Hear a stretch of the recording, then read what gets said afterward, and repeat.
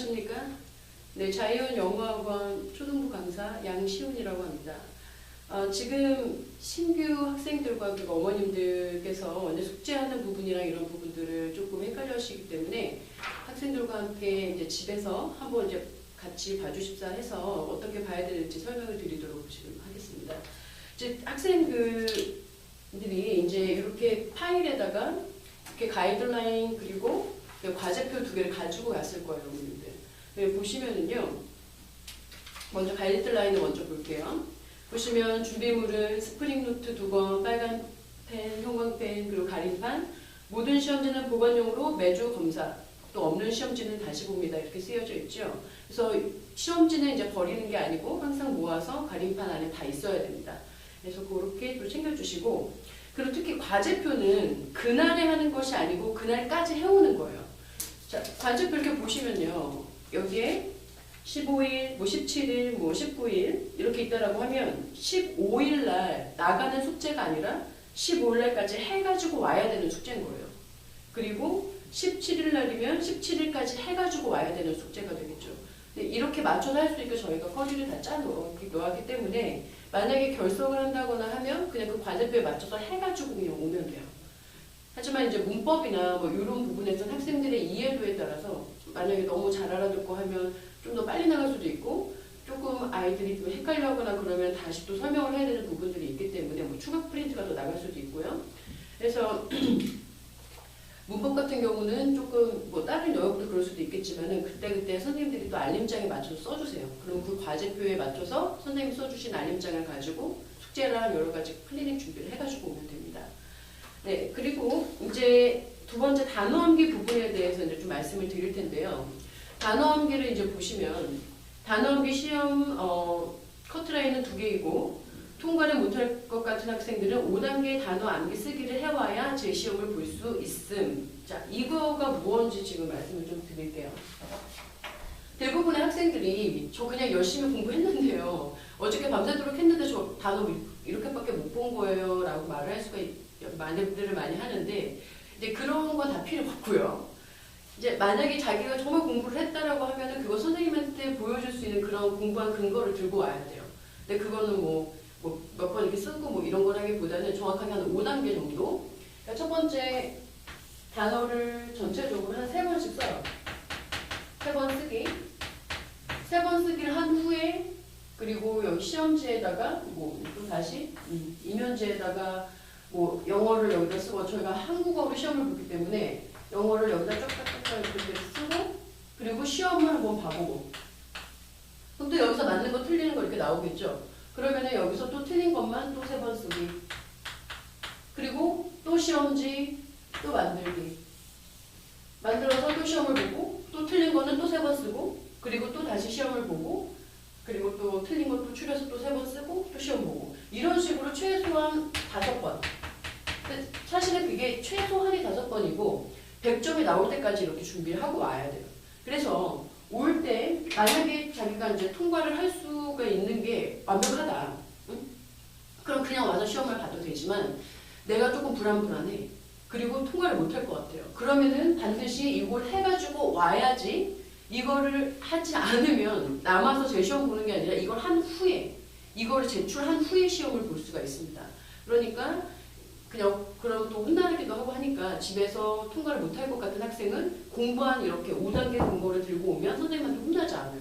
그리고 남아서 또다시 5단계 하지 않고 그냥 제 시험 딱 치고 갈 거예요. 그래서 이 5단계는 반드시 집에서 해가지고 올 수 있도록 어머님들께서 지도를 부탁드리겠습니다. 그리고 그래서 여기 샵 표시되어져 있는 걸 보시면 5단계 단어 암기 쓰기를 해오지 않은 학생은 남아서 5단계를 해서 제출을 한 후에 제 시험을 보게 됩니다. 라고 쓰여져 있죠. 그 다음에 오답 노트 부분을 보겠습니다. 자, 3번에 나와 있는 오답 노트는 항상 날짜와 해당 챕터를 적고 페이지와 틀린 문제 번호를 꼭 적어야 합니다. 오답 노트는 숙제 및 수업 시간에 틀린 문제들을 선생님께서 설명해 주실 때 책에 적고 이해한 후에 집에서 틀린 문제에 대해 해설, 왜 답이 그것인지, 왜 그렇게 써야 하는지를 해옵니다. 그게 오답이에요. 뭐 틀린 거 3번 쓰기 이런 거 아닙니다. 왜 그게 답이 그렇게 써야 되는 것인지를 정확하게 해설을 해가지고 와야 돼요. 그래서 답지는 저희가 그래서 주게 되는데 답지를 참조해서 해도 괜찮아요. 그리고 어차피 선생님이 막 이렇게 해줬다 하더라도 집에 가서 또 생각이 안 나고 하면은 답지 조금 참조해서 해설을 정확하게 할 수 있으면 됩니다. 괜찮습니다. 그리고 해당 답은 빨간색으로 써서 넣고 해설을 하세요. 그렇게 그 샘플이 여기 밑에 나와져 있죠. 자, 그래서 이 샘플을 보시고 그럼 요 빨간색으로 줄을 치고 들어갈 때 부분 쉬 다음에 doesn't를 이렇게 넣어야 되겠죠. 그래서 여기 샘플 나와져 있는 대로 이렇게 준비를 해가지고 오시면 됩니다. 그 다음에 독해는요. 과제표에 나와 있는 독해 지문은 모두 독해의 노트에 해석을 해옵니다. 그래서 번호를 하나하나 붙여요. 그래서 예를 들어서 한 문장이 이렇게 나왔어요. 그럼 여기가 1번이 되겠죠. 여기가 마침표. 그러면 두 번째 문장이 여기서 시작을 하겠죠. 또 이렇게 가다가 여기가 마침표면 이렇게 세 번째 문장. 그래서 하나하나마다 다 번호를 달게 됩니다. 왜냐면 조금 애매한 문장이나 힘든 문장을 이렇게 스킵을 해오는 학생들이 있기 때문에 정확하게 다 한 문장씩 다 해가지고 와야 돼요. 그런데 이제 독해를 할 때에 똑같이 문법대와 같이 날짜와 챕터, 제목을 쓰고 한 문장마다 지금 말씀드린 대로 번호를 달아놓습니다. 그리고 모르는 단어들은 단어책 또는 네이버 사전 등으로 모르는 단어들을 모조리 찾아서 책에 밑줄을 치고 한국말을 색깔펜으로 달아놓습니다. 모르는 단어가 나오면 모르는 대로 그냥 해석을 해가지고는 안 돼요. 반드시 사전을 찾고 예를 들어서 pretty라는 단어가 나왔다라고 했을 때 pretty 같은 경우는 예쁘다라는 뜻도 있지만 꽤라는 뜻이 있어요. 이건 꽤 좋아 또는 이건 꽤 별로야 이렇게 말하는 그 꽤 있죠. 자, 그런데 예쁘다 본인이 알고 있었던 pretty로 그 문장이 해석이 안 되면 그럼 다른 뜻이 있는지 네이버에서 찾아서 이거는 꽤라는 뜻이 있어서 이 문맥에서는 이걸로 써야 되겠구나 라고서 그걸 알맞게 잘 맞춰와야 된다는 그 얘기입니다. 그래서 단어를 잘 찾아가지고 오고 네, 그리고 알듯 말듯한 단어들과 원래 알던 뜻대로 해석했을 때 해석이 안 될 경우도 모두 사전을 찾아서 알맞게 단어를 찾아서 달아야 합니다. 그래서 책에다가 색깔펜으로 이렇게 달아오면 됩니다. 그리고 세 번째, 그리고 나서 해당 번호를 노트에 쓰고 영어로는 안 써도 돼요. 그냥 그 번호를 해당 번호 이렇게 쓰고 해석을 해가지고 와요. 해석을 해가지고 오는데 모르는 단어 다 찾고도 잘 모르는 문장은 그러니까 의역은 한국말에 맞춰서 하는 거죠. 직역은 말이 안 돼도 이렇게 하나하나 하는 것이고 그래서 직독직해를 해가지고 오는데 만약에 의역은 못한다 하더라도 하나하나 해석은 해가지고 올 수 있잖아요. 그렇기 때문에 이 문장은 몰라서 손을 못 댔어요, 못하겠어요 라는 말은 없는 것이죠. 왜냐면 모르면 여기 써져 있는 대로 직독이라도 해가지고 왔을 테니까요. 그리고 칸을 비워놓고 선생님과 독해 시간에 맞출 때 못해온 의역과 틀린 부분을 잘 고쳐서 써놓습니다. 자기가 해가지고 온 의역도 의미가 어색하거나 잘 못하는 부분들도 빨간 펜으로 빈칸에 잘 고쳐놓습니다. 하지만 완벽하게 자신 있는 문장은 바로 의역을 해와도 오케이. 단 확실하게 자신이 있을 때만입니다. 그럼 여기 나와져 있는 문장을 보겠습니다. There are a few inventions that change the way people communicate. 자, 이 문장에서 직독을 하면은 그냥 있다, 몇 개의 발명품을 바꿨다, 사람들을 의사소통하다 이렇게 나오겠죠. 사실 뭐 관계대명사 문장에 껴서 뭐 이렇게 꾸미고 이렇게 해야 되는데 이런 건 어차피 선생님은 다 하겠죠. 하지만 최소한 이렇게 직역은 해가지고 와야 된다는 얘기예요. 근데 직역을 해가지고 왔는데 문맥상 이렇게 하니까 말이 될 것 같아 하고서 의역을 해와도 괜찮아요. 그러면 직독하고 의역하고 그런데 그 의역이 틀릴 수 있지 않습니까? 그러니까 한 칸을 띄고 왜냐면 거기에다가 또 써야 되니까요. 그냥 쓴 데다가 또 겹쳐 쓰고 그러는 게 아니라 한 칸 띈 부분에다가 쓸 것입니다. 그 다음에 또 다시 한 칸을 떼고 다음 문장 이렇게. 그래서 이거대로 반드시 독해를 해올 수 있도록 부탁을 드리겠습니다. 그 다음에 5번 문제를 풀 때 문제와 보기에서 모르는 단어들이 또 나오면 사전을 보고 찾아서 한국말을 달아놓고 정확히 읽고 문제를 풉니다. 모르면 모르는 대로 그냥 풀면 선생님께 혼나지 않을까요? 라고 나와져 있죠. 학생들이 독해 부분은 그냥 단어를 그래도 양심적으로 잘 찾아오는데 문제 푸는 부분에서는 문제에서 모르는 게 나오고 보기에서 모르는 게 나오면 그냥 해가지고 오는 경우가 있어요. 그러면은 그 뜻이 뭔지도 모르게 대충 또 찍어서 풀어가지고 온다는 얘기이기 때문에 반드시 문제에서도 모르는 단어가 있으면 찾아서 문제에도 달아 놓으셔도 돼요. 그거 기억하시고 그 다음에 이제 6번 답을 찾았다면 책에서 몇 라인에서 찾았는지 옆에 표기를 해둡니다. 문제에서 근거가 있는 그 해당, 특히 이제 keywords나 key sentence 같은 경우는 이제 책 라인에서 1, 2, 3, 4 이렇게 셀 수 있는 그 라인으로 해서 어디서 찾았는지 답 옆에 몇 번째 라인인지 표기를 해둬야 된다는 얘기입니다. 그래서 찾긴 찾았는데 어디서 찾았는지 모르겠어요 라는 말은 없어요. 정확히 어디서 이러한 근거로 찾았습니다가 돼야 되는 것입니다.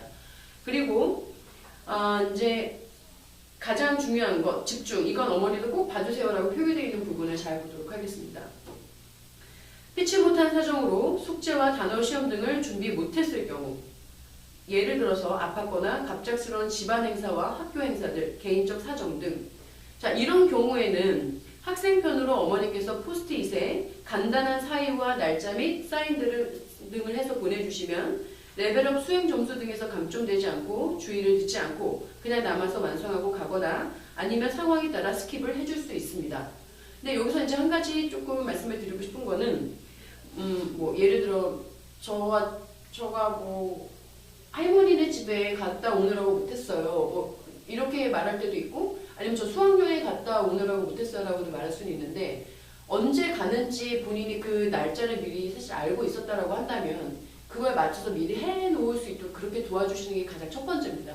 어디 갔다 와서 못했으니까 그냥 쪽지 써주셔서 보낸다라기보다는 그날 어차피 수업을 빠지게 될 것이고 언제 갈 것이니까 그러면 교재 이렇게 과제표에 맞춰서 이거는 좀 해놓자. 좀 이렇게 어머님들께서 좀 해주시면 아이들이 이렇게 스킵을 하거나 그러지 않고 좀 잘 할 수 있는 상황이 되니까 좀 부탁드릴게요. 그리고 또 여기 아까 그 읽는 부분을 다시 이어서 보겠습니다. 써주실 때는 반드시 무엇을 못했는지 간단히 표기를 부탁드립니다. 그 이유는 선생님에게는 모든 숙제와 클리닉 시험까지 단어까지 빼달라는 쪽지를 받은 것이라고 하면서 엄마한테 받은 이렇게 쪽지를 선생님한테 내미는 학생들이 종종 있는데 근데 나중에 알고 보면 엄마랑 통화하고다가 이제 알게 되는 때가 있어요.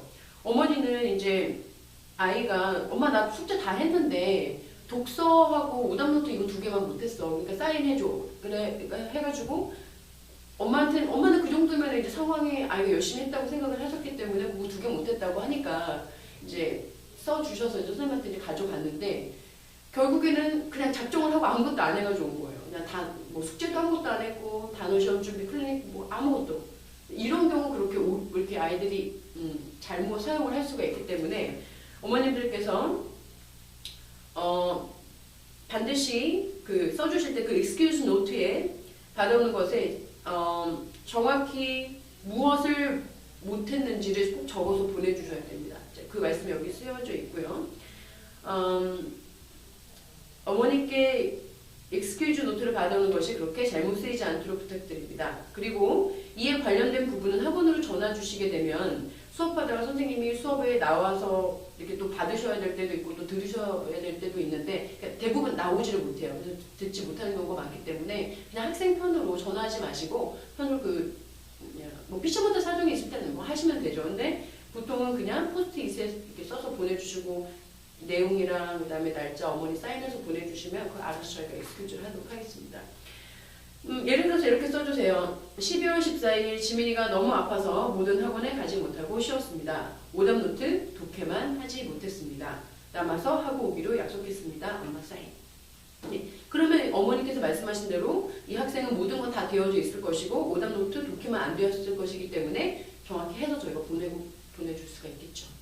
네, 그래서 지금 신교생들 같은 경우는 이 숙제에 맞춰서 해온다는 게 그렇게 쉽지는 않습니다. 그래서 저도 계속 신경을 쓰고 얘기는 하겠지만은 당분간에 한 2주 정도는 숙제 요구에 맞춰서 알림장과 과제표대로 잘 하고 있는지 하나씩 좀 체크를 해서 2주 동안만 어머님들께서 세심한 관심을 표현해 주셨으면 좋겠습니다. 감사합니다.